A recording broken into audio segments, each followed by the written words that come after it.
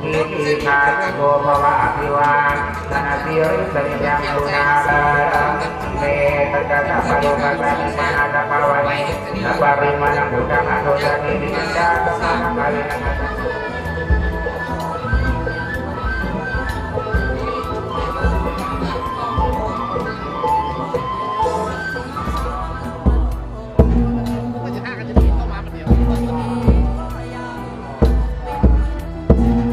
เฝ้าเอาพระเขามาผียัน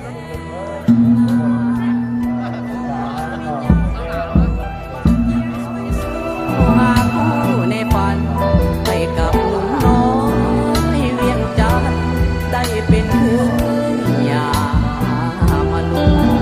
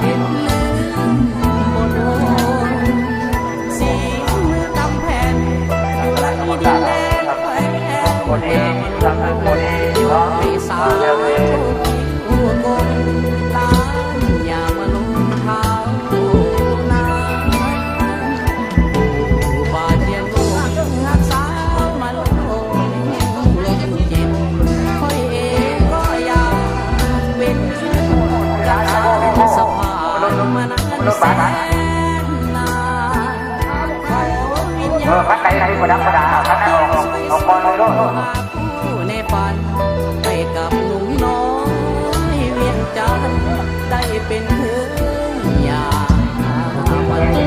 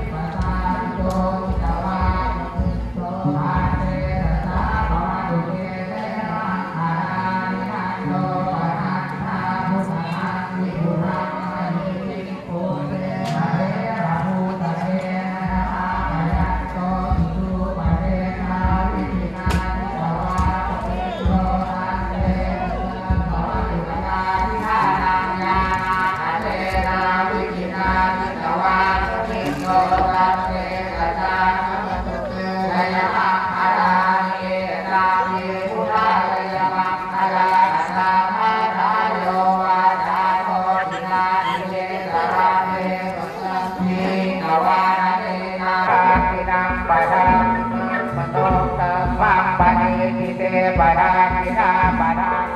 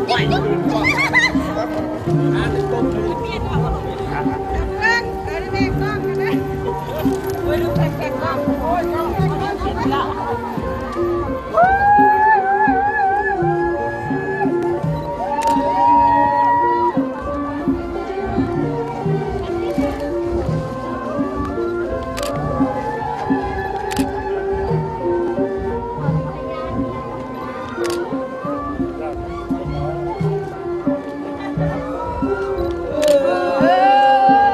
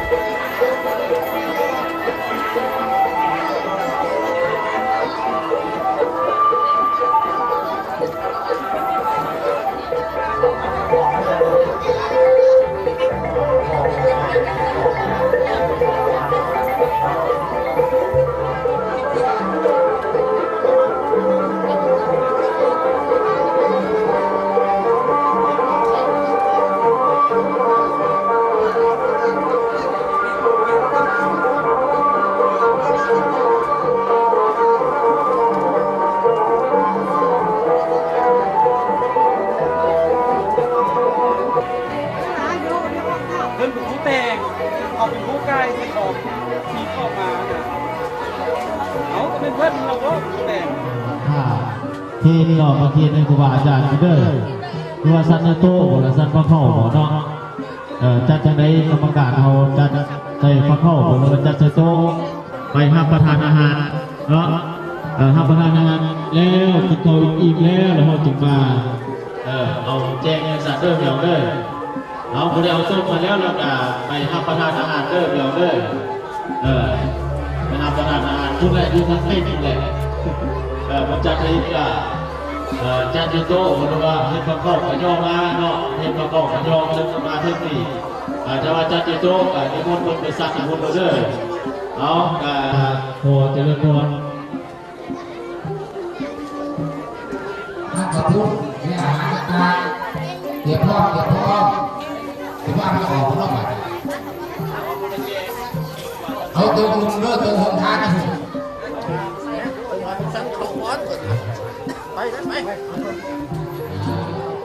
ถ้าทำเป็นของเดือตาชูเดือให้เป็นสุดเรื่อยๆเอาขอบตั้งขอบคุณกับปลาอาหารเตรียมไว้พ่อเสียงเรียกพ่อในบ้านไปเบิ่งตัวอาหารเลย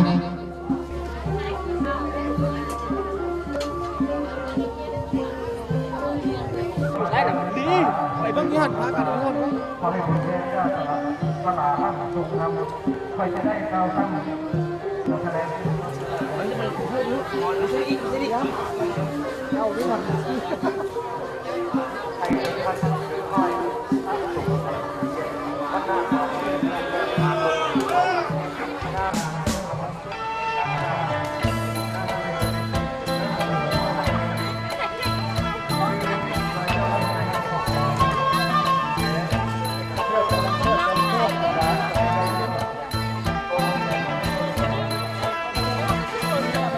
แง่ยันมือนี่แหละ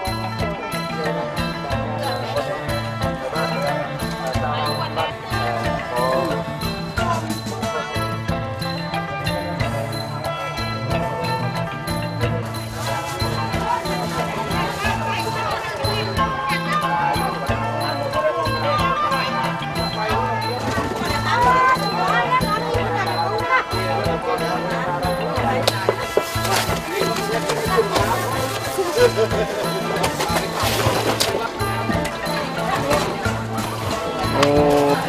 พากินจนแรงประเดี๋ยว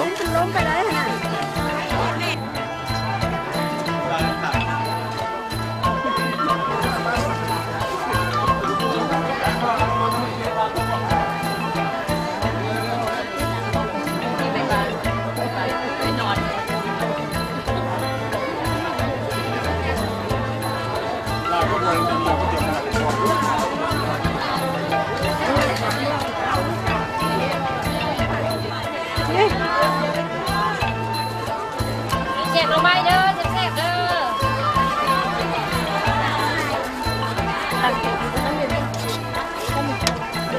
พวงนี่เสร็จแล้ว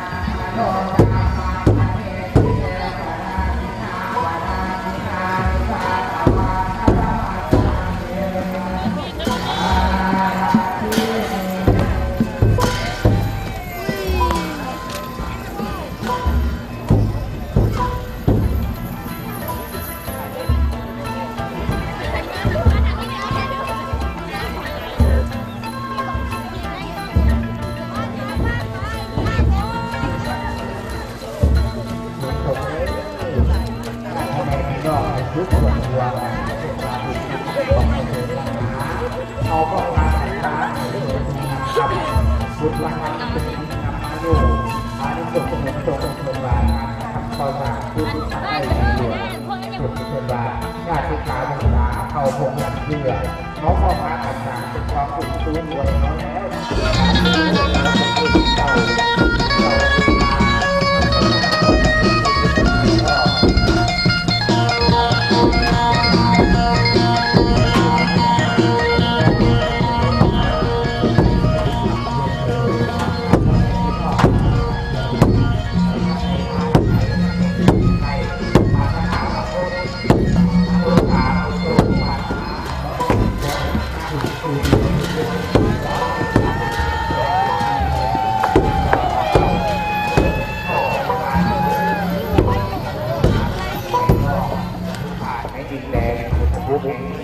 ขอจงเป็นธรรมนำสู่พ่อแม่พี่น้องเขาสู่ที่เป็นสมาธิอันนี้คือตัวไปตลอดตัวกับตัวกันขอให้พวกเราทุกคนเป็นโฮมใจแก่ลูกเต่าเราหลานให้ที่ดูดูดูหลังจะถึงทอดถึงต่อเขาดูที่สาธุ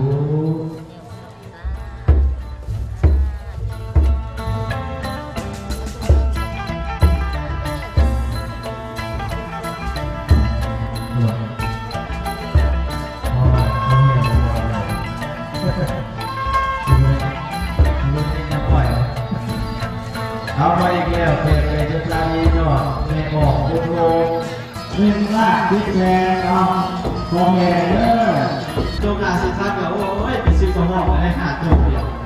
ตัวละ10 พันตัวน้อยเลยซื้อหาเด้อตัวละ10 พันเลยซื้อหาตัวละ30 พันเลยซื้อลูกโตเอาพี่น้องเอาดีประหยัดทานโง่เนาะผมไปพบคุณค่าที่โรงงานโปรเซสเซอร์ต่างๆตู้สารวัตรเดอร์ตู้สารวัตรทอดมันที่ไหนเนาะแต่งตัวไปเด้อเราลงทำด้วยกระทายมีซิปที่กระทายไม่ได้เดียวแต่เนาะที่มันจะมาทานพวกนี้คุณจะกินข้าวได้ก็เรื่องพิเศษที่เราสร้างร่วมกันได้เดียว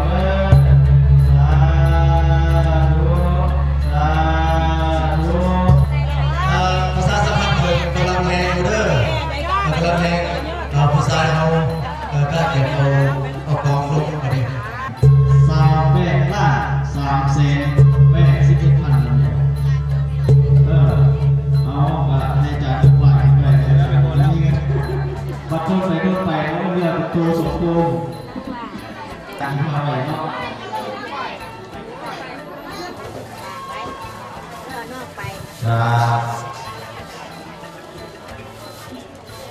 เอาผู้ใดได้เด้อไอ้จั่ววัดใส่สมบูรณ์ขนาดคุณพาน้ำที่นานน้อมนำเสริญสู้ไว้ผู้สา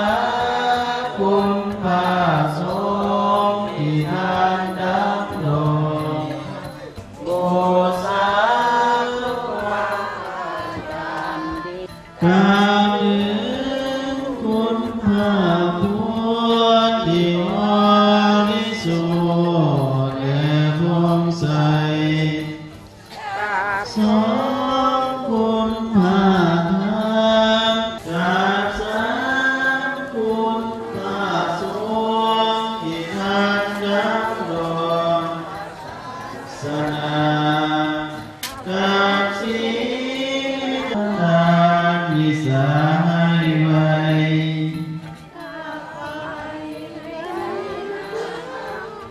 เพื่อพาหน้าเขาจะถึงพานิอามสาธุแล้วก็เมื่อยแล้วเนี่ยดวงดอกไม้มาลาดวงดอกไม้มาตั้งไว้เพื่อบูชาขอบูชาคุณพาทานขอบูชาคุณพ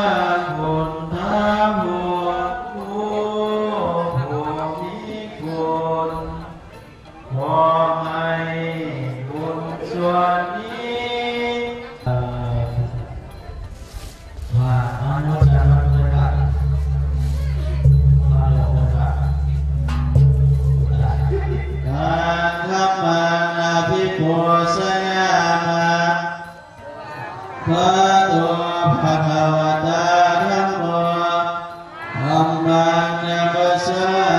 มิทัสสะนะโมตัสสะภะคะวะโตอะระหะโตสัมมาสัมพุทธัสสะพุทธังสรณังคัจฉา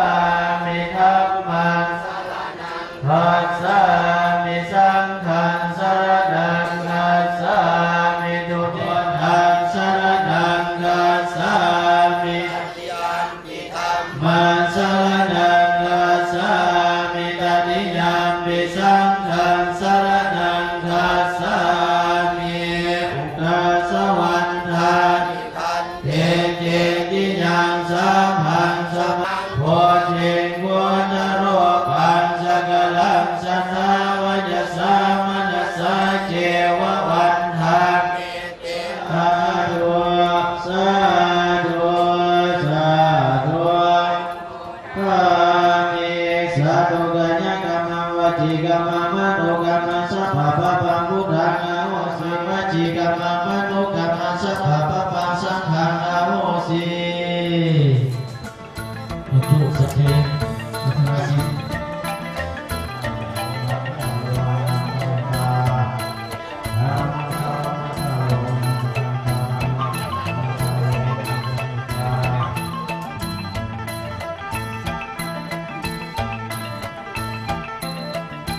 ตัวเองก็มีอยู่ตัวผู้อื่นนะตำรวจจับคิดเที่ยงอย่างเดียวแต่สลาภาพีเนาะพวกคนมีผมสู้เบาไหวอวดตลอดอะไรเนี่ยเนาะกระเสียเงินเชียร์คำทุกอย่างขึ้นชิ้นหาถ้าเราปฏิบัติชิ้นหาได้แต่เราจะเห็นเนี่ยทำยังไงคิดมันถูกมันผิดเนาะวางแผนทำให้เราเฮ็ดก่อนแล้วจะคิดมันจะถามทางสมาธิสุราเมรยมัสสมานันทานาเวรหลายและถ่ายโทรภาพของเราอิมานิปัญญสิกามดานิสิรินาสุปฏิญญาณิสิรินาภุกสัมปัฏฐาสิรินาเอารัตนามงคลคุณตุสุดน้อยนึงเนาะเอาอนุญาตมาคุณสมแพงอนุญาตมาจับไปเลยสุดน้อยเลย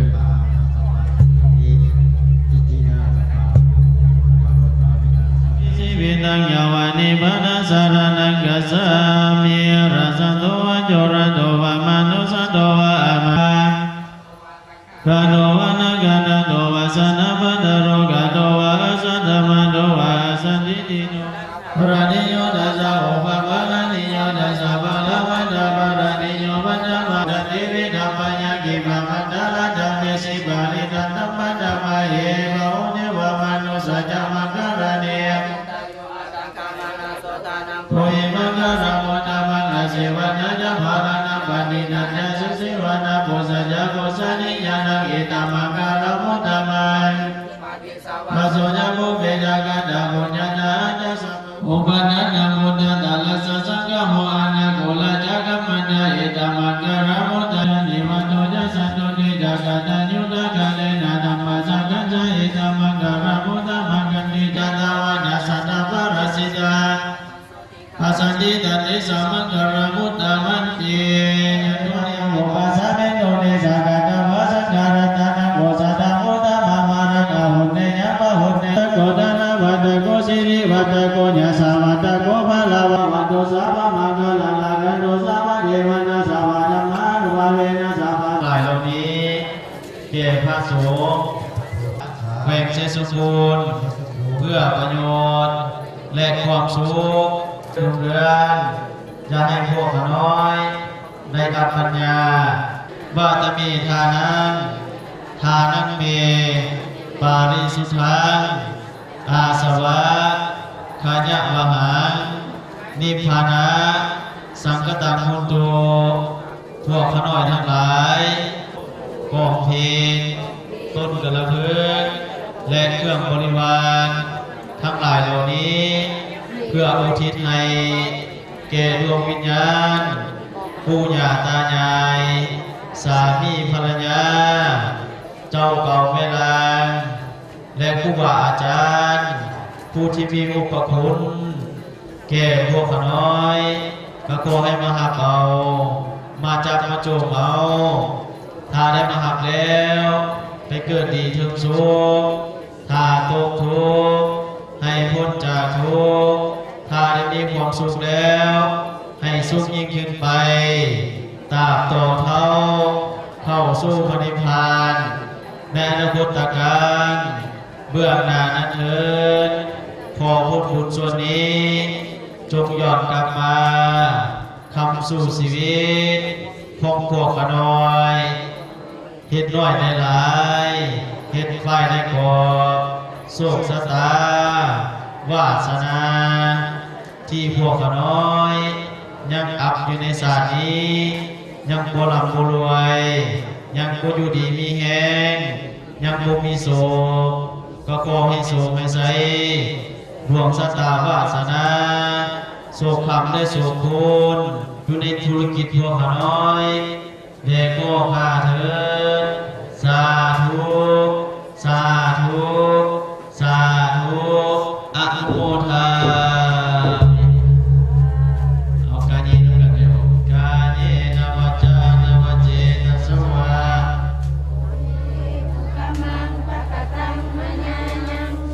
สังเขปุกามันปะกตังมัญญาญาสังโฆปฏิญาณัตโตอาจารย์ตังตวะเจพี่น้องอีกหลักครับพอได้เดียวเด้อเจนำยาเด้อยาทาวริวะทางิตาญาสัสนาโสปะกาธรรมโมจาอายันนิทัสสิโตเวทนาปุสัจกังอนาคาคังติมันทันเลี้ยวไม่ออกยังมันทันที่เขียนลืมเอาใส่ละฝ่ายเอาจับนะหัวสิโมตาเทียนโกภาพาในต้นข้าวข้าวข้าวอนุมันตาอีกบาทหนึ่งไม่ออกเงินมันทันที่เขียนอะไรเงินมันเท่เลยพอคุณเลิศดร.แสงจันทร์บอกคุณไปอีกเอาให้ไปเอาคูณเด้อให้เอาคูณผู้ดีเนาะไปตลาดโดยเฉพาะก็ไม่ไปตลาดกันเลยเนาะต้นเก้าต้นเขียนในกุบาคนเนาะบ้าน18บ้านแล้วมันในไอ้ตัว2เนาะแม่ครูบาอาจารย์มาจากตัวประกอบของเราก็เลยพวกนี้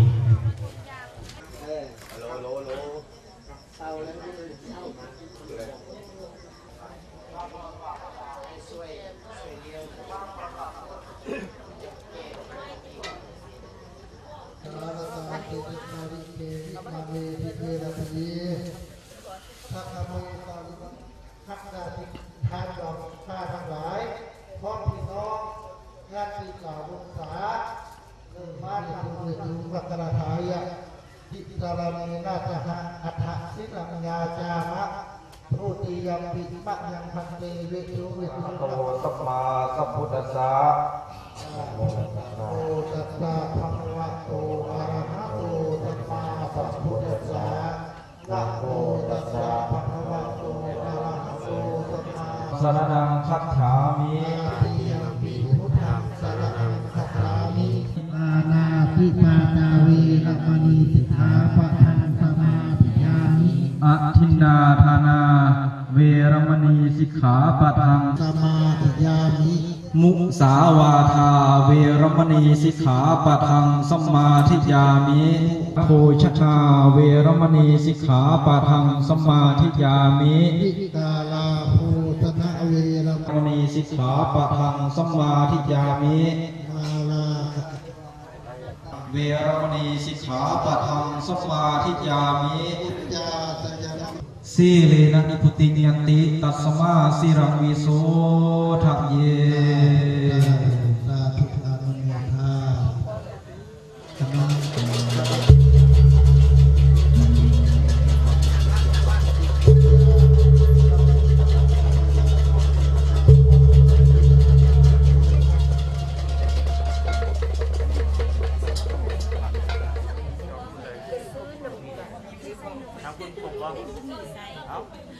อันคำเทศนาปริตามงคลด้วยเสริมครับครับ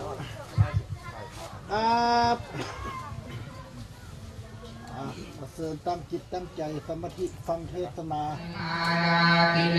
กามาติโยติตาโคลัมปันนานวกามคามาดาจังทาวกีจักมาสเนวสุทารุนันตังเมตัมกาวิตินาสิตวามุนินโดตันเตสสะภวตุเตสยมังคารานิอุกิตกากามติยาทิจายทุทาวัจนังสนกายมาเตสันเตวิตินาจิตวามุนินโดตันอานินันโทปนันทาภูสทังวิภูทังมหิติงปุเตนะเทระภูสเกนะธรรมาปยันโตอิจุอาติติภูสเกนะธรรมพมมังวิสุทธิสุราธาโยวาจาโนตินาติเน